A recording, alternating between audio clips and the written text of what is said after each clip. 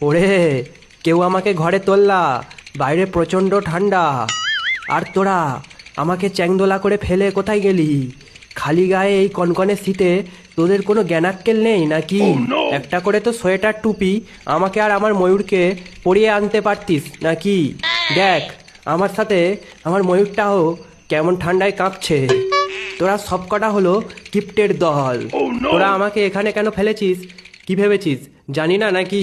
ওসব ছেলে টেলে কিছুই নয়, বন্ধুর পকেট কেটে ঝেড়ে খাওয়ার ধান্দা। আর আমি শুধু একটা মাধ্যম। আর এটা কি ধরনের প্রথা? একটা কথা জিজ্ঞাসা করি, তোদের কি মনে হয় আমি ছেলের ফ্যাক্টরি? আর তোরা কি কার্তিক মাস এসে গেলেই ছেলে ডেলিভারি সেন্টার খুলিস নাকি? আমি হলাম দেব সেনাপতি, আমি যুদ্ধের দেবতা। আর আমাকে তোরা কি বানালি? ছেলে ডেলিভারি সেন্টারের হেড। আরে ভাই, তোদের যদি ছেলে লাগে তোরা নিজেরা ব্যায়াম কর, নিজেদের শরীর চর্চা কর, নিজেরা ভালো মন্দ খাবার খা। দেখ, একটা এক্সাম্পল দিই, না পড়ে সরস্বতী ঠাকুরকে ডেকে তারা কখনো পরীক্ষায় পাস করতে পারে না। পরীক্ষায় পাস করার জন্য পড়তে হয়, বুঝলি? কথাটা মনে রাখিস।